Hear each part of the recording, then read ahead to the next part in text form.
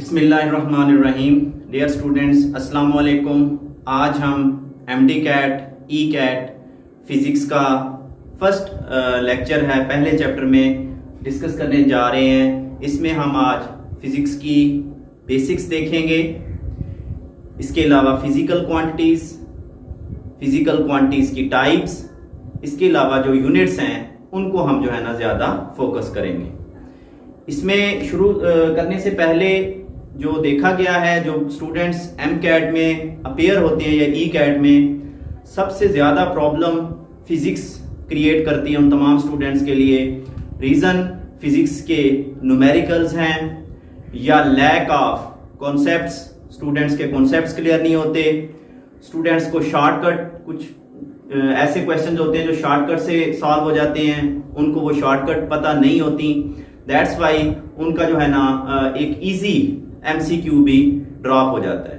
खैर, हमारी इस में कोशिश होगी कि मैक्सिमम जो है ना आसान बनाया जाए हर हवाले से जो भी फिजिक्स की प्रॉब्लम्स हैं। तो स्टार्ट करते हैं। फिजिक्स का थोड़ा सा मैं बेसिक्स बता दूं। अगर आपको पता हो, before 18th century there was only one subject, that was natural philosophy.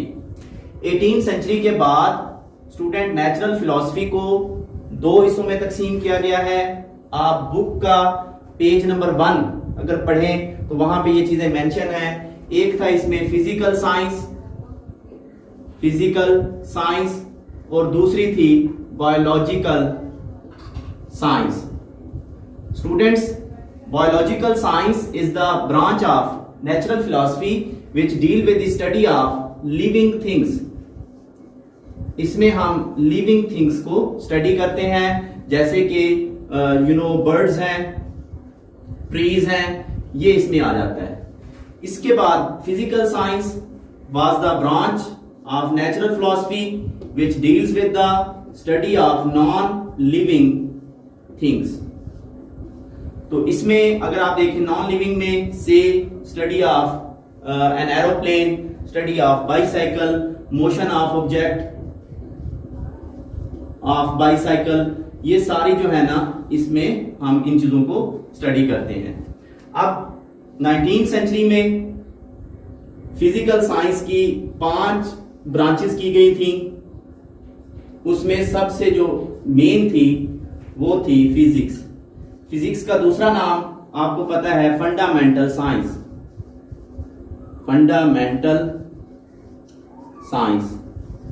तो स्टूडेंट्स, फंडामेंटल साइंस की अगर हम बाउंड्रीज देखें तो फिजिक्स की या फंडामेंटल साइंस की टोटल 3 फ्रंटायर्स हैं, बाउंड्रीज हैं। एक है वर्ल्ड ऑफ एक्सट्रीमली लार्ज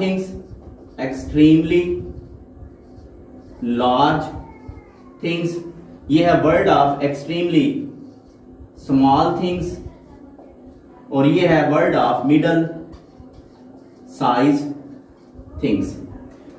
आपसे यहां से अगर हम एमसीक्यू बनाएं तो से पूछा जाता है कि study of non living things physical science, study of living things biological science. How many frontiers of fundamental science? That is 3 frontiers of fundamental science. World of extremely large, small and middle size things. Physics का दूसरा नाम क्या है? Fundamental science. खैर, हम शुरू करेंगे physics से। फिजिक्स की वही definition, the branch of science which deal with the study of matter and energy and their relationship. Physics में मैटर, एनर्जी और इनके रिलेशनशिप को स्टडी किया जाता है। आपको मैटर और एनर्जी का पता होना चाहिए। अब इसको अगर हम एक इक्वेशन में बयान करें तो आपको पता है हम एक ही इक्वेशन यूज करते हैं, E इक्वल्स mc²। ये इक्वेशन क्लियर बता रही है कि मैटर एनर्जी में कन्वर्ट हो सकता है, एनर्जी मैटर में कन्वर्ट हो सकती है, बोथ आर इंटर कन्वर्टेबल। अब इसमें हर पैरामीटर का आपको पता है, m मैस है, E एनर्जी है, c is the speed of light. यहां से किस तरह का एमसीक्यू बन सकता है? फॉर एग्जाम्पल हमसे क्वेश्चन पूछा जाता है कि अगर 1 kg मैस है, 1 kg, वो अगर एनर्जी में कन्वर्ट करें तो 1 kg मैस कितनी एनर्जी के इक्वल होगा। ऑप्शन आपको दे दिए जाते हैं, तो मैं यहां पे डायरेक्ट इसकी सोल्यूशन करूंगा। हमें पता है E इक्वल्स mc स्क्वायर, तो energy is equal to mass कितना है 1 into c speed of light 3 cross 10⁸8 इसका स्क्वायर, तो एनर्जी आएगी 9 क्रॉस 10⁻16 जॉल एनर्जी के यूनिट्स हैं। यहीं से हमसे पूछा जाता है वो कौन सा जो है ना फिनोमिना है जिसमें मैटर एनर्जी में कन्वर्ट हो रहा हो। Matter is going to be converted into energy. हाँ जी, यस, बहुत सारे जगह हैं, आप यही देख लें। एक ये ब्लॉक है लकड़ी का, से इसको हम बर्न कर रहे हैं, जला रहे हैं, तो जब ये लकड़ी पड़ी है ये एक मैटर है, जब ये जल जाएगी इसको हम इग्नेट करेंगे, जहर है, ये राख में तब्दील हो जाएगी, ये तब्दील हो जाएगी हीट एनर्जी में। ये तो एक जनरल एग्जांपल है। अगर हम साइंटिफिकली देखें, एक्सपेरिमेंटली देखें, तो हमारे पास पेयर प्रोडक्शन, आपको second year physics pair production chapter number 19 आपने पढ़ा हुआ है। आपको पता है पेयर प्रोडक्शन में क्या होता है। ये एक फोटॉन है, गैमा रे फोटॉन, ये एक हैवी न्यूक्लियस की विसिनिटी में जाएगा और जैसे ही यहां से गुजरेगा तो ये तब्दील हो जाएगा पॉजिट्रॉन और इलेक्ट्रॉन। तो here energy is going to be converted into matter, क्योंकि पॉजिट्रॉन भी मैटर है और इलेक्ट्रॉन भी मैटर है। तो पेयर प्रोडक्शन इसकी कन्वर्जन की एक एग्जांपल है। इसी तरह अगर आप देखें annihilation of matter, second year physics chapter number 19 pair production के बाद एनहिलेशन आप पढ़ते हैं। वहां पे देखें कि एक मैटर आ रहा है, ये पॉजिट्रॉन है और इलेक्ट्रॉन है, come close to each other, तो ये किस में तब्दील हो जाते हैं, एनर्जी में, गैमा रे फोटॉन में। इट मीन्स दैट यहां पे मैटर कन्वर्ट हो रहा है किस में, एनर्जी में। अब यहां से अगर हम देखें तो फिजिक्स की डेफिनेशन पॉसिबल एमसीक्यू, अब यहां पे अगर आप मैथ चेंज कर देंगे एनर्जी ऑटोमेटिकली चेंज हो जाएगी। इसी तरह हमारी जो टेक्स्ट बुक है उसका पेज नंबर 2 आपने रीड करना है। पेज नंबर 2 पे टेबल दिए गए हैं दो, एक टेबल है इस तरह से ग्रीन कलर में और दूसरा है आई थिंक सो येलोइश है। उसमें उन टेबल्स में क्या दिया गया है, उन टेबल्स में ग्रीन कलर में दिया गया है areas of physics, areas of physics, और येलोइश कलर में हमें दिया गया है inter disciplinary areas of physics. Student इसमें आपने ना एरियाज ऑफ फिजिक्स में हमें बताया जाएगा कि फिजिक्स की यूं समझ लें ब्रांचेस, एरियाज ऑफ फिजिक्स यूं समझ लें ब्रांचेस ऑफ फिजिक्स है। तो उसमें मैकेनिक्स है, उसमें फॉर एग्जांपल जो है ना और भी ब्रांचेस हैं, सॉलिड स्टेट फिजिक्स है। तो ये आपने एक दफा रीड कर लेनी है। तो वो आपसे पूछ सकता है कि मैकेनिक्स क्या है, या जो यूं कह लें सॉलिड स्टेट फिजिक्स, इलेक्ट्रॉनिक्स क्या है।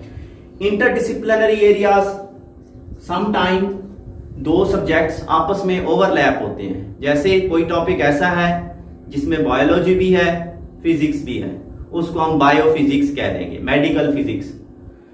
केमिस्ट्री भी है, फिजिक्स भी है, फिजिकल केमिस्ट्री, जियो फिजिक्स।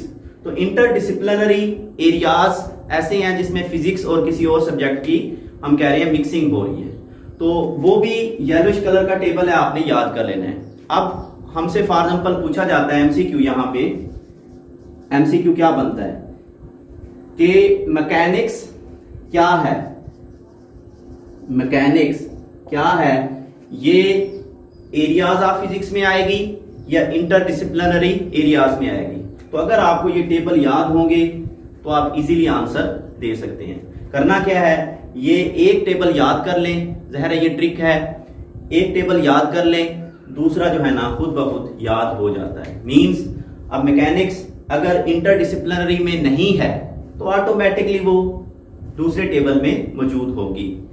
इसके बाद अगर हम देखें पेज नंबर 3 बुक का, पेज नंबर 3 उसका जो फर्स्ट कुछ पैराग्राफ्स हैं जो फिजिकल क्वांटिटी से पहले दिए गए हैं उसको भी आपने एक दफा रीड कर लेना है। पेज नंबर 3 पे एक इंफॉर्मेशन दी गई है कि जो कंप्यूटर चिप्स हैं, कंप्यूटर की जो चिप्स हैं वो किस चीज से बनती हैं, वो सिलिकॉन से बनती हैं। सिंपल एमसीक्यू है, कंप्यूटर चिप्स सिलिकॉन यानी सैंड से बनती हैं और जो है ना ये फास्ट कंप्यूटर्स में इनको जो है ना यूज किया जाता है। इसके अलावा पेज नंबर 3 पे इंपॉर्टेंस ऑफ फिजिक्स, फिजिक्स की कुछ अहमियत की कुछ लाइनें हैं वो भी आपने रीड कर लेनी है।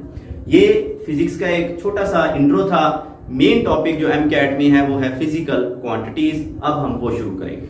जी स्टूडेंट्स, अब हम फिजिकल क्वांटिटीज की तरफ बढ़ने जा रहे हैं। फिजिकल क्वांटिटी से पहले हम एक क्वेश्चन से शुरू करते हैं। क्वांटिटीज किसे कहते हैं? हम वर्ड यूज करते हैं क्वांटिटी का। क्वांटिटी क्या है स्टूडेंट?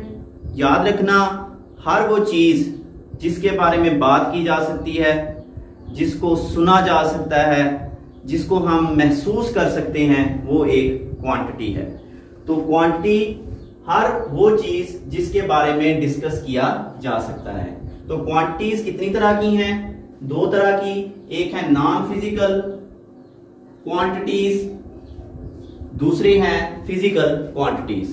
पहले तो नॉन फिजिकल को क्लियर कर लें। नॉन फिजिकल जिनका वजूद नहीं है, जिनको हम जो है ना फॉर एग्जांपल मेजर नहीं कर सकते, तो non physical quantities are can not be measured, immeasurable हैं, इमेजरेबल। दूसरा, इनकी कोई सिग्निफिकेंस नहीं होती, they have no physical significance. Non physical quantities की मदद से लॉज ऑफ फिजिक्स को डिस्क्राइब नहीं किया जा सकता। कैसे? फॉर एग्जांपल, जिस चीज को आप मेजर नहीं कर सकते, एक इंसान की थॉट क्या है, इमेजरेबल है। हम फॉर एग्जांपल कहते हैं कि कभी हमने यूं नहीं कहा कि मैं 5 लीटर सोने जा रहा हूं, गलत है, क्योंकि सोना एक नॉन फिजिकल क्वांटिटी है। या हम यूं नहीं कहते कि एक मां अपने बच्चे से 10 न्यूटन प्यार करती है। तो ये सारी चीजें यूं समझ लें कि वजूद नहीं रखती। तो फिजिकल क्वांटिटीज कौन सी हैं? Physical quantities, these quantities which can be measured, which can be measured, इनको मेजर किया जा सकता है। दे हैव फिजिकल सिग्निफिकेंस, इनकी सिग्निफिकेंस है। तीसरा, इन क्वांटिटीज की मदद से laws of physics, laws of physics can be describe, हम लॉज ऑफ फिजिक्स को डिस्क्राइब कर सकते हैं। किसकी मदद से? फिजिकल क्वांटिटीज की मदद से। तो हमारे जो जहानत है वो फिजिकल होगी या नॉन फिजिकल? वो नॉन फिजिकल है, क्योंकि जहानत को मेजर नहीं किया जा सकता। अब आ जाए फिजिकल क्वांटिटीज। फिजिकल क्वांटिटीज 2 तरह की हैं, यूं समझ लें। इनमें फिजिकल क्वांटिटीज में एक आ जाती हैं स्केलर क्वांटिटीज, स्केलर क्वांटिटीज, और दूसरी हैं इनमें वेक्टर क्वांटिटीज। अब स्केलर वेक्टर का फर्क आप लोगों को पता है। The quantities which has only magnitude, only magnitude are called scalars. The quantities which have magnitude as well as direction, magnitude plus direction, उनको हम क्या कह देते हैं? वेक्टर। अब इनकी एग्जांपल्स आप दे सकते हैं। उसके बाद अगर आपने फिजिकल क्वांटिटी को complete description of physical quantity, एक फिजिकल क्वांटिटी को मुकम्मल तौर पर बयान करने के लिए दो चीजों का होना लाजमी है। उन दो के बगैर फिजिकल क्वांटिटी को बयान नहीं किया जा सकता। वो दो चीजें कौन कौन सी हैं? एक है नंबर या मैग्नीट्यूड और दूसरी है unit. Physical quantities can be described completely या complete description. It require two things: a number, a suitable unit. What does it means? For example, mass is a physical quantity. Mass एक physical quantity है, ठीक है। अब हम कहते हैं कि हमने दुकानदार के पास जाके कोई शुगर या सॉल्ट खरीदना है, तो हम दुकानदार को कहते हैं 10 kg शुगर दे दें, 10 kg सॉल्ट दे दें।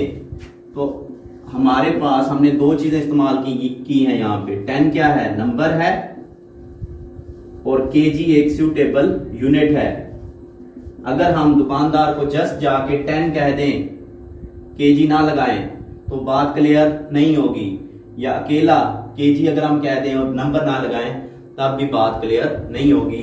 It means that it require both number and units. से मैं नंबर को n से ज़ाहिर करता हूं और यूनिट को मैं u से ज़ाहिर करता हूं, तो मेरे पास फिजिकल क्वांटिटी को मुकम्मल तौर पर बयान करने के लिए एक याद रखना, physical quantity is equal to n number into u unit. ये यहां से आपको काफी हेल्प मिलेगी। For example Q is equal to N U, और ये जो प्रोडक्ट है ये हमेशा कांस्टेंट रहता है, यानी नंबर और यूनिट का प्रोडक्ट फिजिकल क्वांटिटी के बराबर है और क्वांटिटी हमेशा क्या रहती है? कांस्टेंट। अब अगर यहां से मैं नंबर निकाल लूं, मेरे पास n number equals Q over U, ये आ रहा है जी, Q ओवर U।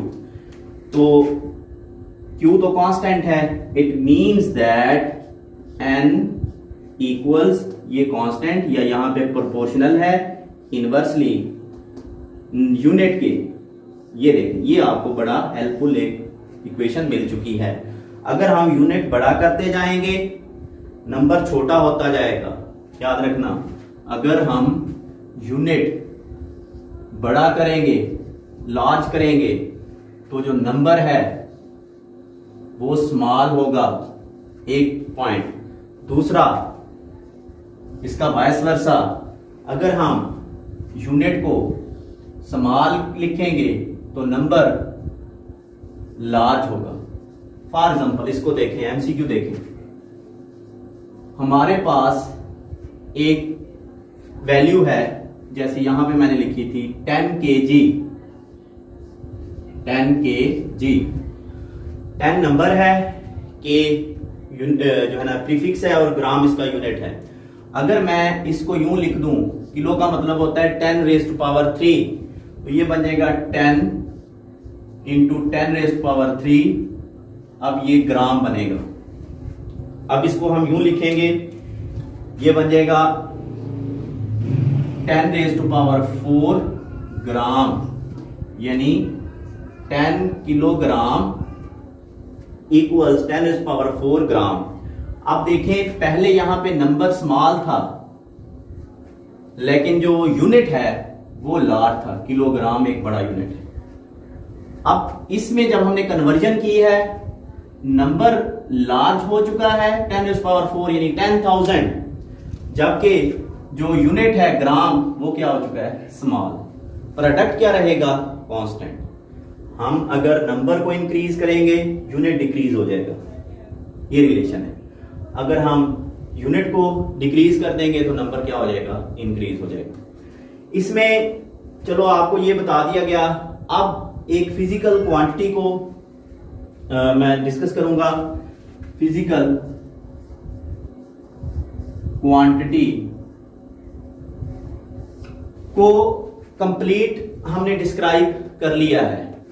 देखिए स्टूडेंट्स, अब अगर हम टेक्स्ट बुक की पेज नंबर 4 की फर्स्ट 2 या 3 लाइंस पढ़ें, वहां पे लिखा हुआ है हाउ मैनी स्टेप्स, एक एमसीक्यू मैं आपसे शेयर कर रहा हूं, how many steps are to measure a physical quantity.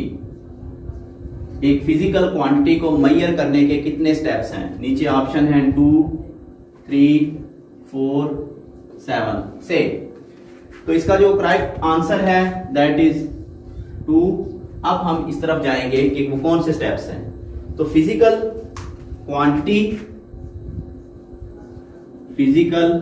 Quantity को मेजर करने के लिए जो 2 स्टेप्स हैं वो कौन से हैं? वो हैं, एक है चॉइस ऑफ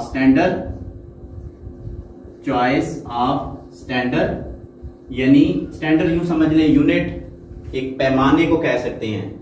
दूसरा स्टेप है प्रोसीजर।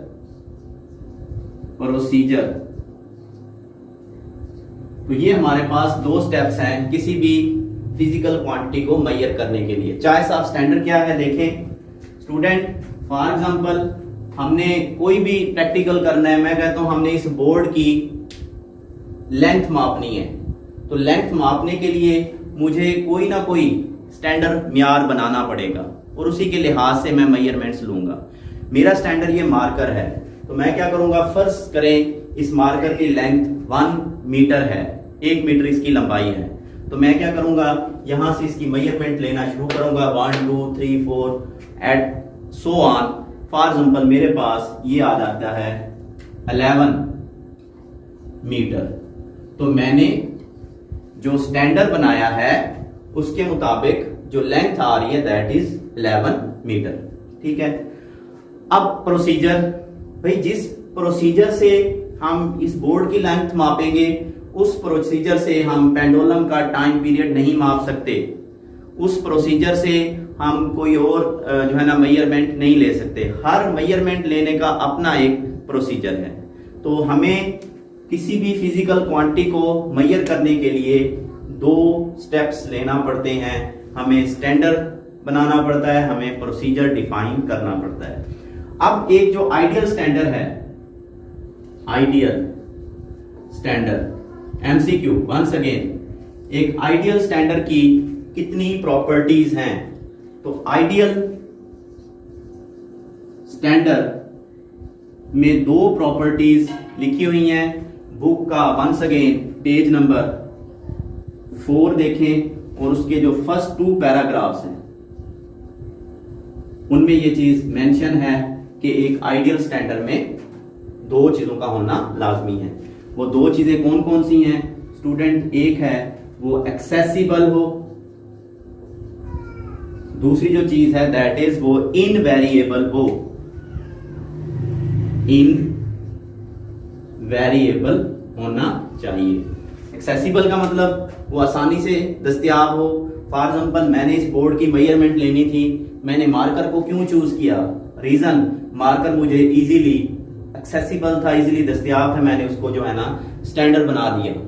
फॉर एग्जांपल अगर जो मैस मापने के लिए बाट है, जो बाट है उसको वो डिफाइन कर दें कि वो सोने का ही होना चाहिए, गोल्ड का होना चाहिए, तो वो गोल्ड का बाट किलोग्राम हर किसी को एक्सेसिबल नहीं होगा, वो फिर जाना हमारे लिए क्या होगा, प्रॉब्लम होगा। इसलिए हमने बाट लोहे का, आयरन का एक बनाया हुआ है।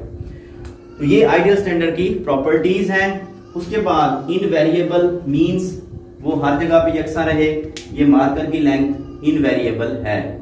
अब कुछ जगह ऐसी हैं जहां पे वेरिएशन आ जाती है। फॉर एग्जांपल अगर मैं टाइम पीरियड माप रहा हूं सिंपल पेंडुलम का, तो टाइम पीरियड होता है 2 पाई L/G, ये है। अब फॉर एग्जांपल एक स्टूडेंट ने एक्सपेरिमेंट किया है मॉर्निंग में और दूसरा स्टूडेंट एक्सपेरिमेंट कर रहा है नून टाइम में, गर्मियों में। आपको ये भी पता है कि हीट से, गर्मी से चीजों की लेंथ में इजाफा होता है। इट मीन्स दैट जो बच्चा दोपहर के वक्त मेजरमेंट लेगा तो लंबाई में पेंडुलम की लेंथ में इजाफा हो जाएगा। जब L चेंज हो जाएगा तो तो उसका टाइम पीरियड क्या आएगा, डिफरेंट आएगा। जो बच्चा मॉर्निंग में मेजरमेंट ले रहा है, सुबह के वक्त टेम्परेचर कम तो लेंथ कम तो टाइम पीरियड डिफरेंट, तो ये वेरिएशन आ रही है। इसी तरह जी की वैल्यू है, कराची में कुछ और है हमारे मुल्क में, और अगर हम पहाड़ों पे चले जाएं वहां पे और है। तो जब जी की वैल्यू चेंज हो रही है तो आपकी मेजरमेंट भी क्या है, चेंज हो रही है। तो इसमें वेरिएशन नहीं होनी चाहिए, ये क्या होना चाहिए, फिक्स होना चाहिए। एक यहां पे एमसीक्यू बनाते हैं। फॉर एग्जांपल एमसीक्यू है, how many physical quantities are, how many physical quantities are, कितनी है हाउ मैनी फिजिकल क्वांटिटीज। मैं ऑप्शन देता हूं 3, 4, 7 और उसके बाद मोर देन 7। हाँ जी, किसको क्लिक करेंगे? तो इसमें जो स्टूडेंट्स 3 को, 4 को, 7 को क्लिक कर रहे हैं वो रॉन्ग है। Accurate answer is more than 7। Reason भाई फिजिकल क्वांटिटीज तमाम वेरिएबल है। अब वो तो जो है ना, फॉर एग्जांपल लेंथ है, वेलोसिटी है, टेम्परेचर है, एक्सेलरेशन है, मोमेंटम है, प्रेशर है, ये सारी क्या है, फिजिकल क्वांटिटी। हाँ, अगर मैं लिख देता how many base quantities are, फिर आप शायद 7 को क्लिक कर सकते थे। उसमें भी क्लियर नहीं है बेस कौन सी, सीजीएस सिस्टम में, एमकेएस सिस्टम में, एफपीएस सिस्टम में, वो हमें फिर देखना पड़ेगा। तो यहां पे इन फिजिकल क्वांटिटीज को समझने के बाद अब हम चले जाएंगे फिजिकल क्वांटिटीज की टाइप्स, उसको अब हम पढ़ेंगे। जी स्टूडेंट्स, अब जो है ना हम पढ़ने जा रहे हैं types of physical quantities. First year physics में आपने ये टाइप्स तो पढ़ी हुई हैं। टोटल फिजिकल क्वांटिटीज की हमने 3 टाइप्स की हुई हैं। बेस क्वांटिटीज हैं, ड्राइव्ड क्वांटिटीज हैं और सप्लीमेंट्री क्वांटिटीज हैं। तो बेस क्वांटिटीज अगर हम देखें, आपको याद होगा ये इंडिपेंडेंट क्वांटिटीज होती हैं। दीज आर इंडिपेंडेंट क्वांटिटीज, यानी ये किसी भी फैक्टर पे, किसी भी दूसरी क्वांटिटी पे डिपेंड नहीं करती, और ये जो है ना प्रोवाइड करती हैं base to other quantities. Provide base, ये बुनियाद फराहम करती हैं टू अदर फिजिकल क्वांटिटीज। इसके अलावा बेस क्वांटिटीज एसआईटी सिस्टम में टोटल 7 है, लेकिन एमकेएस सिस्टम में इनकी तादाद और है, ये मैं आपको आगे चल के बताता हूं। ड्राइव क्वांटिटीज को देखें तो ड्राइव क्वांटिटीज में these are dependent quantities. Dependent के अलावा ये जो क्वांटिटीज हैं these are derive from base quantities. इनको डिफाइन किया जाता है, these are defined from base quantities. इनको बेस क्वांटिटीज की मदद से जो है ना डिफाइन किया जाता है। इसके अलावा अगर हम इसकी एग्जांपल देखें तो mass is a base, length is a base, time is a base quantity. अगर हम इसको देखें ड्राइव में, आपको पता है फोर्स एक ड्राइव क्वांटिटी है, एनर्जी एक ड्राइव क्वांटिटी है, प्रेशर भी एक ड्राइव क्वांटिटी है।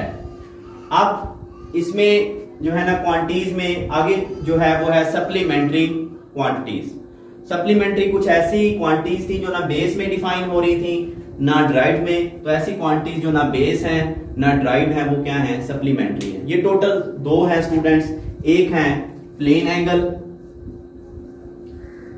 एंगल और दूसरी है solid angle. MCQ, how many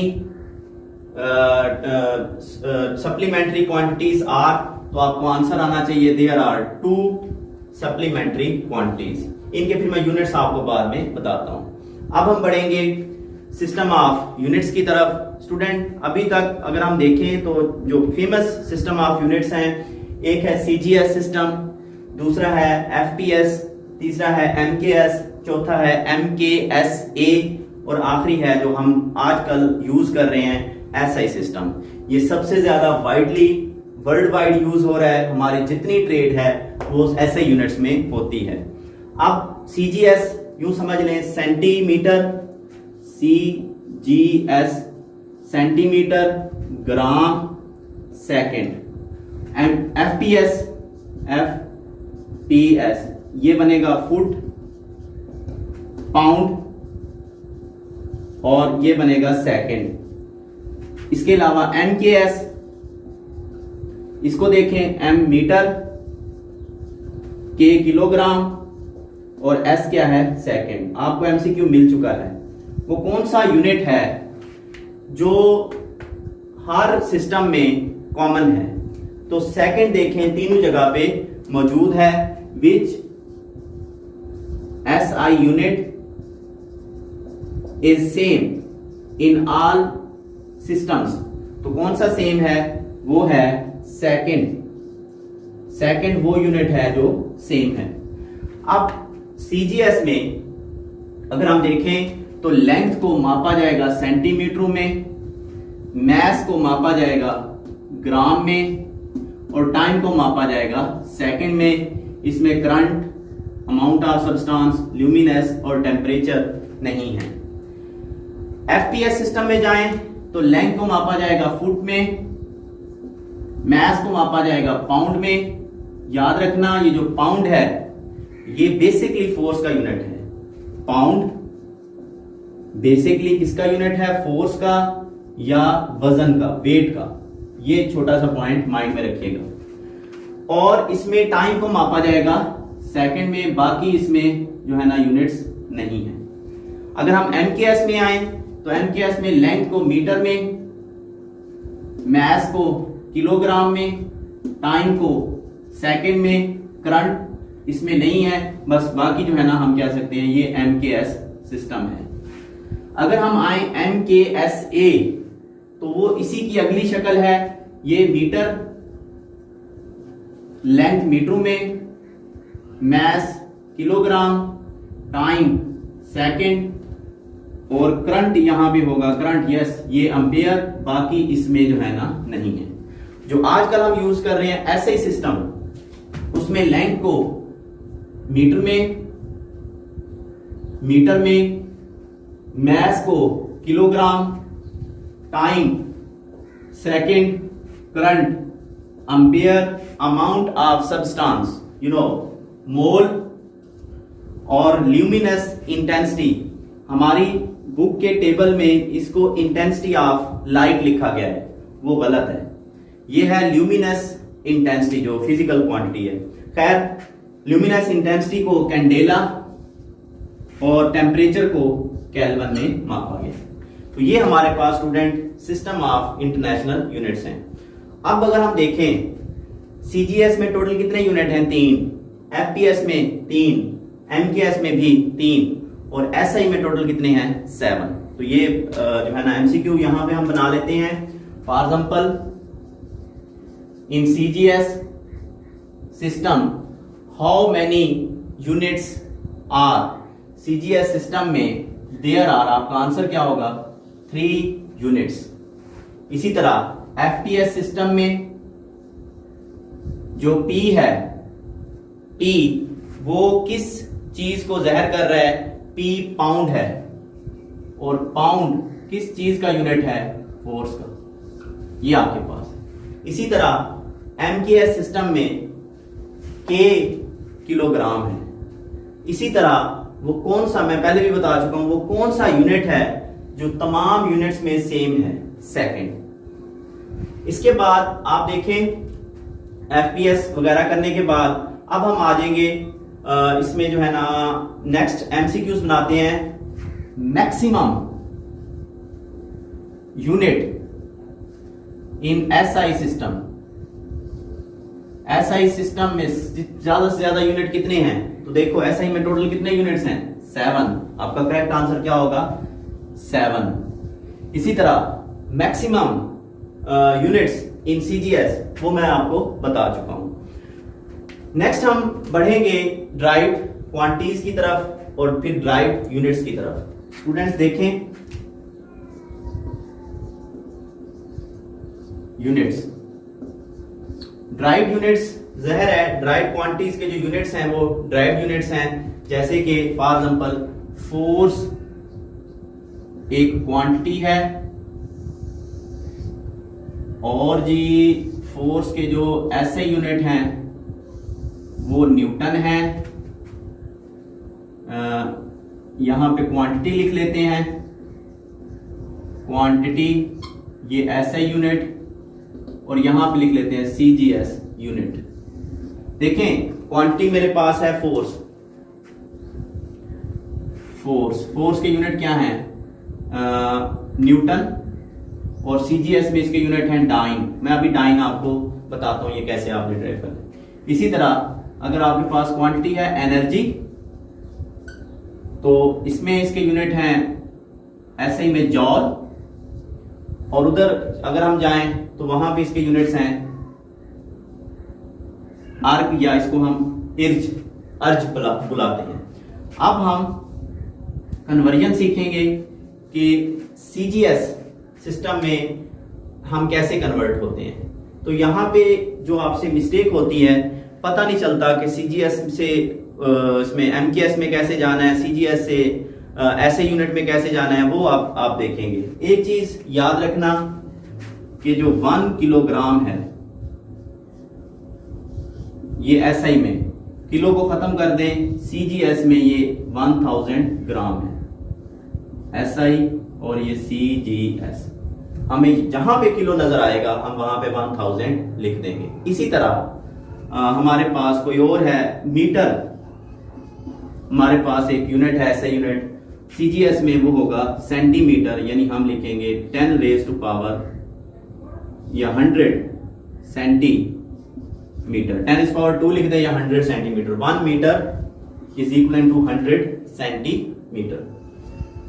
अब कन्वर्जन देखें, कन्वर्जन इसमें मेरे पास से ये 1 न्यूटन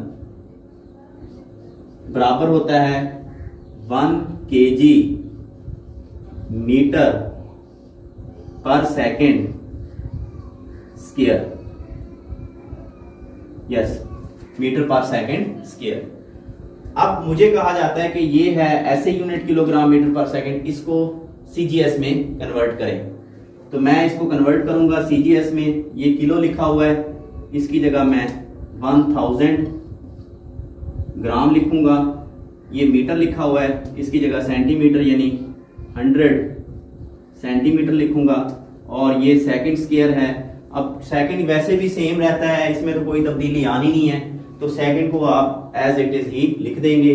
अलबत्ता एक ट्रिक याद रखना कि ये जो माइनस है ये अमूमन आपको कंफ्यूज करता है। तो 1 newton is equal to 1 KG metre per second square. अब ये प्लस हो जाएगा, अब आप इसको लिखते रहें, आपको कंफ्यूजन नहीं होगी।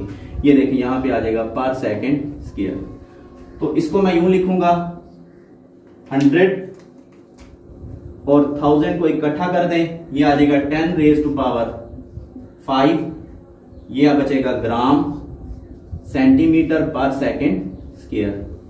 अब ग्राम सेंटीमीटर पर सेकंड स्क्वायर इसको हम बोलते हैं डाइन। ये हमारा एफपीएस जो है ना सीजीएस सिस्टम में इसको क्या बोलेंगे, डाइन बोलेंगे।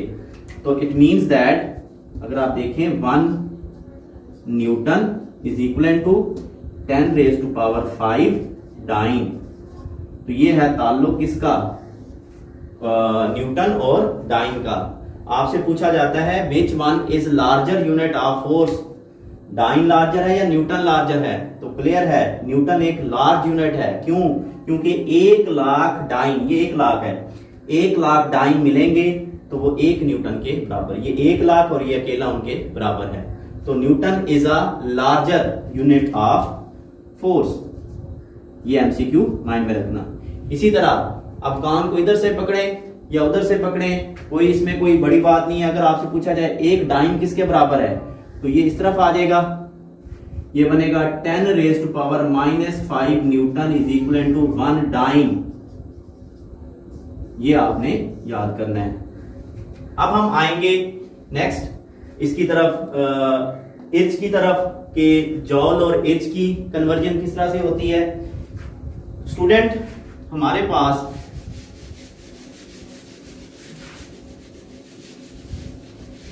ये देखें जो ड्राइव यूनिट है joule, 1 joule is equal to kilogram metre square per second square. तो या इसको मैं यूं लिखता हूं, kilogram metre square per second square. अब मैंने पहले कहा था कि इसको प्लस कर लें, तो इसको मैं यूं लिखता हूं, 1 joule is equal to KG metre square per second square. नीचे जाके ये प्लस हो जाएगा। अब ये तो है एसआई सिस्टम में। सीजीएस सिस्टम में ये किसके बराबर होगा? जहां पे किलो लिखा हुआ है वहां पे 1000 लिख दे, जहां पे मीटर लिखा हुआ है वहां पे 100 सेंटीमीटर। लेट्स सी, यहां पे आ जाएगा 1000 ग्राम इनटू मीटर स्क्वायर, यहां पे आ जाएगा 100 सेंटीमीटर स्क्वायर। अब यहां पे गलती नहीं करनी, यहां पे रूल लगेगा जो आपने conventions to indicate the units अभी आपने पढ़नी है कि कभी भी प्रीफिक्स यानी किसी भी यूनिट की पावर है, ये सेंटीमीटर स्क्वायर है, तो ये पावर उसकी प्रीफिक्स की भी होती है। तो सेंटीमीटर स्क्वायर का मतलब है सेंटीमीटर होल स्क्वायर। इसका मतलब है सेंटी का भी स्क्वायर है, मीटर का भी स्क्वायर है। इसी तरह अगर किलोमीटर क्यूब है तो इसका मतलब ये होगा कि किलोमीटर सारे का cube. It means that kilo का भी क्यूब, मीटर का भी क्यूब। तो ये हम कॉन्सेप्ट यहां पे यूज करेंगे। खैर जी, centimetre square by second square, तो ये मेरे पास जो है ना वैल्यूज आ रही हैं। आप यूं करें, ये हो जाएगा 1000 ग्राम, ये हो जाएगा 10⁴ centimetre square per second square. अब ये बन जाएगा 4 और ये 3 है, ये हो जाएगा 10⁻⁷ gram centimetre square per second square. ये जो gram centimetre per second square है, इसको हम अर्ग या अर्ज बोलते हैं। तो it means that 1 joule is equal to 10⁷ erg. ये मेरे पास एक नई वैल्यू आ चुकी है। This is the relationship between जॉल and अर्ज। अब आपसे पूछा जाता है जॉल बड़ा यूनिट है एनर्जी का या अर्ग? तो आपका आंसर सिंपल है कि जॉल बहुत बड़ा यूनिट है। क्यों? क्योंकि 10⁷ अर्ज मिलके 1 जॉल के बराबर है। या 1 अर्ज किसके बराबर होगा? 10⁻⁻7 जॉल।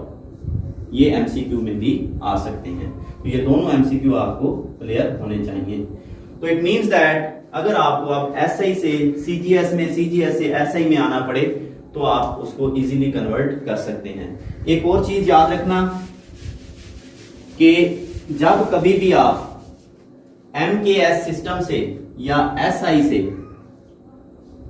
सिस्टम से आ रहे हैं सीजीएस सिस्टम में, तो हमेशा जो 10 की पावर है वो पॉजिटिव होगी। हमेशा 10 की पावर क्या है? पॉजिटिव। ये भी शॉर्टकट ट्रिक है। सम टाइम हम सिर्फ इसी लॉजिक को इस्तेमाल करके जो है ना अपना एमसीक्यू क्लियर कर लेते हैं, हमें जो है ना सॉल्व नहीं करना पड़ता। आपको कहा जाता है ऐसे सिस्टम से सीजीएस में कन्वर्ट करें, तो अगर 10 इज पावर हमेशा जो आंसर आएगा वो पॉजिटिव आएगा बस।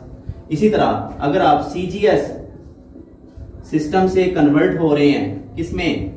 एसआई सिस्टम में। सीजीएस से एसआई में आ रहे हैं तो जो 10⁻⁴ है वो हमेशा क्या होगी? नेगेटिव होगी, हमेशा नेगेटिव होगी। तो ये भी ट्रिक जो है ना याद रखना। इसी तरह अगर आपसे पूछा जाए SI system ratio CGS system, SI और सीजीएस की जो रेशो है ये हमेशा 10⁻⁴ पॉजिटिव आएगी। जो आंसर आएगा ना वो 10 की पावर क्या आएगा? पॉजिटिव में आएगा। अब हम नेक्स्ट जो रहता है सप्लीमेंट्री क्वांटिटीज, इनको डिस्कस करते हैं। जी स्टूडेंट्स, अब हम पढ़ने जा रहे हैं सप्लीमेंट्री यूनिट्स के बारे में कि ये क्या हैं। देखिए, 2 क्वांटिटीज थी, प्लेन एंगल और सॉलिड एंगल। उनके 2 यूनिट्स हैं। एक है रेडियन, ये क्वांटिटी है, इसका यूनिट है रेडियन, और दूसरा है स्टीरेडियन। ये दोनों के बारे में हम पढ़ेंगे। तो रेडियन के बारे में ज़ाहिर है डेफिनेशन आप वही एफएससी के लेक्चर में देख सकते हैं, एफएससी की बुक में लिखी हुई है कि ये हमेशा दो रेडियस के दरमियान बनता है। तो radian is angle between two radius of a circle. दूसरा, ये रेडियन एक टू डायमेंशनल एंगल है, ये भी वहां पे मौजूद है। रेडियन कौन सा एंगल है? Two dimensional angle. और 1 रेडियन किसके इक्वल होता है? 1 रेडियन इक्वल होता है 57.3 डिग्री। अब radian is a larger unit और degree is a smaller unit, ये भी आपको ताल्लुक याद होना चाहिए। और आपको याद होगा कि यहाँ पे बनने वाला जो एंगल है, ये वाला एंगल, ये 1 रेडियन होगा सेंटर ऑफ सर्कल के ऊपर अगर ये जो आर्क लेंथ है एस, ये वाली आर्क लेंथ है, ये रेडियस के इक्वल हो। अब इसमें जो है ना नेक्स्ट चलते हैं स्टीरेडियन की तरफ। रेडियन की अगर एग्जांपल पूछी जाए, हम जब पिज्जा को कट लगाते हैं तो पिज्जा को कट लगाने के बाद उसका जो एक पीस निकलता है, वो पीस हम कह सकते हैं वो रेडियन की एक, यूं इसको इमेजिन कर सकते हैं। उसके बाद स्टीरेडियन, इसको हम सॉलिड एंगल बोलते हैं। ये 3 डायमेंशनल होता है। ये एंगल कौन सा है? 3 डायमेंशनल है। एमसीक्यू है, ज़ाहिर है। ये हमेशा सेंटर ऑफ स्फीयर पे बनता है, जैसे जमीन है स्फीयर वहां पे बनेगा। इसको यूं इमेजिन करें कि ये तरबूज के अंदर, क्योंकि तरबूज एक 3 डायमेंशनल सरफेस है, वहां पे जो है ना हम स्टीरेडियन बना सकते हैं।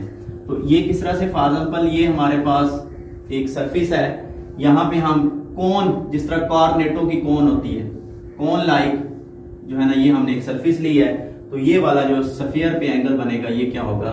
स्टीरेडियन। तो ये एंगल उस वक्त स्टीरेडियन होगा, 1 स्टीरेडियन, अगर ये वाला जो सरफेस एरिया है, ये वाला कोन का जो सरफेस है, वो स्क्वायर ऑफ रेडियस के बराबर हो। यानी अगर ये 5 मीटर है तो ये अगर एरिया 25 मीटर हो तो यहां पे एंगल कितना होगा? 1 स्टीरेडियन। तीसरी चीज इसमें याद रखना कि स्टीरेडियन जो है ना एक स्फीयर के ऊपर हमेशा बनता है। जैसे हम तरबूज के अंदर से एक पीस निकाल लेते हैं, इमेजिन करें, तो वो हम कह सकते हैं स्टीरेडियन में मेजर किया जाएगा। या अगर हम टॉर्च से रोशनी को भेजते हैं तो वो रोशनी फैलती है, ये जो एंगल बनाएगी ये रोशनी टॉर्च से, ये क्या होगा? स्टीरेडियन में मेजर किया जाएगा। इसके अलावा आप देखें कुछ और इक्वालिटीज भी हैं यूनिट्स की, जैसे कि स्लग मैस का यूनिट है 14.59 केजी के बराबर होता है। पाउंड, एलबी से इसको लिखा गया है पाउंड, ये 0.45 केजी के बराबर होता है। कैलोरी यूनिट है एनर्जी का, ये 4.18 जॉल के बराबर है। लाइट ईयर यूनिट है एनर्जी का, डिस्टेंस का, सॉरी, ये आपके सामने है 9.4 क्रॉस 10⁻15 मीटर। आंगस्ट्रम यूनिट है लेंथ का, 10⁻10 मीटर के बराबर है। फर्मी लेंथ का यूनिट है, फर्मी 10⁻15 मीटर के बराबर है। और माइक्रोन लेंथ का यूनिट है 10⁻6 मीटर के बराबर है। अब माइक्रोन और माइक्रो, इनमें फर्क है। माइक्रोन एक यूनिट है और माइक्रो एक प्रीफिक्स है। जैसे कि होता माइक्रो भी किसके बराबर है? 10⁻6 मीटर के बराबर होता है, 6 के बराबर होता है, मगर माइक्रोन जो है ना 10⁻6 मीटर के बराबर होता है। इसी तरह फर्मी और फेम्टो, फेम्टो क्या है? प्रीफिक्स है। फेम्टो क्या है? प्रीफिक्स है। और फर्मी क्या है? यूनिट है। फेम्टो किसके बराबर होता है? 10⁻15। इसी तरह एनर्जी के यूनिट अर्ज भी हैं, एनर्जी के यूनिट जॉल भी हैं, एनर्जी के यूनिट कैलोरीज भी हैं। जो हमारी फूड एनर्जी है, फूड एनर्जी, वो अमूमन कैलोरीज में, हम नेस्ले का जूस पीते हैं या हम कोई भी जो है ना इस तरह की अशिया खाते हैं, वहां पे कैलोरीज में एनर्जी लिखी होती है, तो वो जो है ना एनर्जी को, फूड एनर्जी को हम कैलोरीज में मापते हैं। तो ये हमारा आज का जो है ना कह सकते हैं फर्स्ट वो था, लेक्चर था, इसका क्या नाम है, फर्स्ट चैप्टर का। नेक्स्ट हमने प्रीफिक्सेस, यूनिट्स को इंडिकेट करने के मेथड्स और पूरे हम जो है ना यूनिट्स ड्राइव करेंगे। अपना ख्याल रखिएगा। अल्लाह हाफिज।